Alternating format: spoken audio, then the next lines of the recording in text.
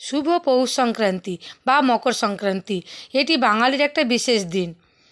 এই দিনটি বাঙালির কাছে একটা বিশেষ দিন। নতুন ধান ওঠার পরে ঘরে ঘরে এই দিন হয় পিঠে পুলি। নতুন ধান দিয়ে ঘরে রাস বসানো হয় আর ঠাকুর ঘরে পুজো করা হয়, আর এটাকে আমরা বলি বাউনি পুজো করা হচ্ছে। এই দেখুন, 3টে করে ধানের শীষ নিয়ে এইভাবে একটা বেলপাতার মধ্যে দুব্বো, তুলসী পাতা, বেলপাতা, ফুল, চালের গুঁড়ো, তারপরে সর্ষের ফুল, মূলোর ফুল সব কিছু দিয়ে আমরা এই বাউনিটাকে বাঁধি। প্রতি বাড়িতে ঘরে ঘরে এই পুজোটা হয়। নতুন ধান উঠলে নতুন ধানের দিয়ে পুজো করা হয়, আতপ চাল দিয়ে এখানে এই পিঠেটা করা হয়। ঠাকুর ঘরে এখানেও রাস বসিয়েছি। এই আমি এখানে আলপনা এঁকে নিচ্ছি। রাস বসানোর পরে পুরো ঠাকুর ঘরে আমরা আজকে আলপনা করব। বিভিন্ন রকম চাষের কাজে যেগুলো লাগে, এই লাঙল, মই, ঢেঁকি, ধান, এই সব কিছু দিয়ে আজকে আমি আলপনাটা করব। আর মা লক্ষ্মীর পায়ের চিহ্ন আমি এখানে আঁকবো। চালের গুঁড়ো দিয়ে এখানে এই আলপনাগুলো করে নেওয়ার পরে আমি প্রতিটা ঘরে ঘরে, আমাদের সদর দরজায়, তুলসী থানে, সব জায়গাতে আমি এই আলপনাটা করব। এই যেমন করে পেরেছি আমি এখানে পালি, কুলো, এখানে সব কিছুই আঁকার চেষ্টা করেছি। এই তুলসী থানটাতেও আমি এখানে আলপনা করে দিয়েছি। আর সিঁড়ি দিয়ে আমাদের উঠতে হবে, তাই মা লক্ষ্মীর পায়ের ছাপ আমি এখানে এঁকে দিয়েছি আর সিঁদুরের ফোঁটা দিয়ে করেছি। আর এই দেখুন, সব বাউনিগুলো আমার এখানে করা হয়ে গিয়েছে। আর এখানে ডালা সাজিয়ে দিয়েছি, পুজোর জোগাড়টাও আমি করে নিয়েছি। ঠাকুরমশাই একটু পরে আসবেন আর পুজো করতে বসে যাবেন। এর আগে আপনারা অনেক ভিডিওতে আমার দেখেছেন, আমাদের ঠাকুর ঘরে এই লক্ষ্মীনারায়ণ প্রতিষ্ঠা করা আছে। এই ঠাকুর ঘরে আমি এই সমস্ত বাউনির জোগাড়গুলো করে নিয়ে বসেছি। সন্ধেবেলা এই বাউনি পুজোটা হয়ে গেলে আমি সন্ধেবেলা বাউনিগুলো ছড়িয়ে দেবো। এই ঠাকুরমশাই এসে গেছেন, এই পূজায় বসে গিয়েছেন। সারা বছর আমরা অপেক্ষা করে থাকি এই শুভ দিনটির জন্য।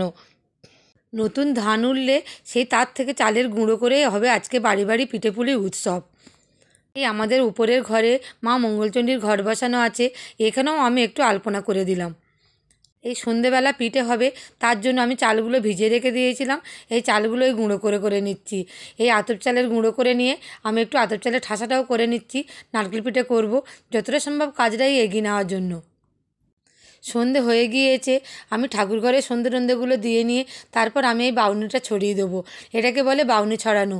এই ঘরে ঘরে, সমস্ত ঘরে, ঠাকুর ঘরের মাথায়, তুলসীর থানে, তারপর ঘরে যেখানে রাস বসিয়েছি সেখানে, তারপরে সব জায়গাতেই আমি একটা একটা করে বাউনি আমি ছড়িয়ে দেবো। এই কাঁসা বাজিয়ে, শাঁখ বাজিয়ে আমি নিয়ে যাচ্ছি।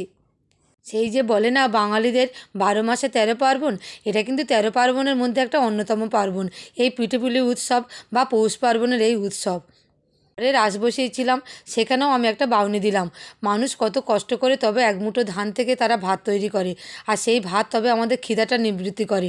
তাই কত কষ্টের এই ধান, তাই সেই ধানটাকেই পুজো করার জন্য, মা লক্ষ্মীকে পুজো করার জন্য আমাদের এই বিশেষ করে এই পৌষ পার্বণের এই উৎসবটা। এই ঘরে রাস বসিয়ে আমি বাউনি ছড়িয়ে দিয়ে তারপর আমি এই উনুনে চলে এলাম। এটাকে বলে পোষ খোলা জ্বালানো। আমি এই মাটির উনুনে, এই মাটির উনুন তো আমি খুব একটা ব্যবহার করি না, তাই একটু ভেঙে টেঙে গেছিলো, আবার সারিয়ে নিয়ে চালিয়ে দিচ্ছি। তারপরে মাটির খোলা কিনে নিয়ে এসেছি, আর একটুখানি তুষ আমি এর মধ্যে দিয়েছি। এই তুষ দিয়ে তারপরে এই খোলাটাকে পুড়িয়ে নিতে হবে। তারপর আমি চালের গোলাটা করে নিয়ে প্রথমে আমি এই পোষ খোলা জ্বেলে দিলাম। এটাকে বলে পোষ খোলা জ্বালানো।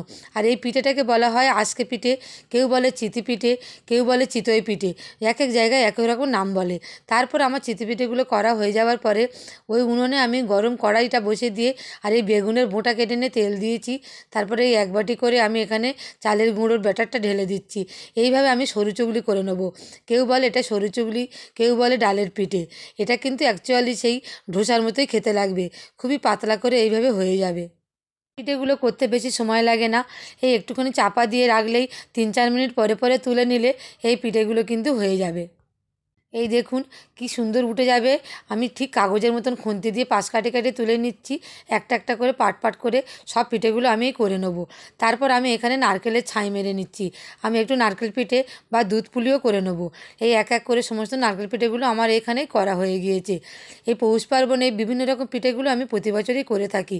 এই তারপরে দুধ দিয়ে এই নারকেল পিঠেগুলো সব সিদ্ধ করে নিচ্ছি। এই দুধ পুলিটা আমি এখানেই করে নেব। এই দুধ পুলিটা খেতে কিন্তু আমার বাড়ির সবাই খুব ভালোবাসে, ছেলে মেয়ে, আমার হাজব্যান্ড, সবাই খুব ভালোবাসে। আর তারপর আমি এখানে করে নেবো কিছুটা রসবড়া। এই বিউলির ডাল ভিজে দিয়েছিলাম, তারপর রসবড়া, এই 4 রকম পিঠে আমি আজকে পৌষ পার্বণে করলাম। চিতি পিঠে, সরু চুগলি, রসবড়া আর দুধ পুলি। আপনারা এই পৌষ পার্বণে কী কী পিঠে আপনারা করলেন অবশ্যই কিন্তু কমেন্ট করে জানাবেন।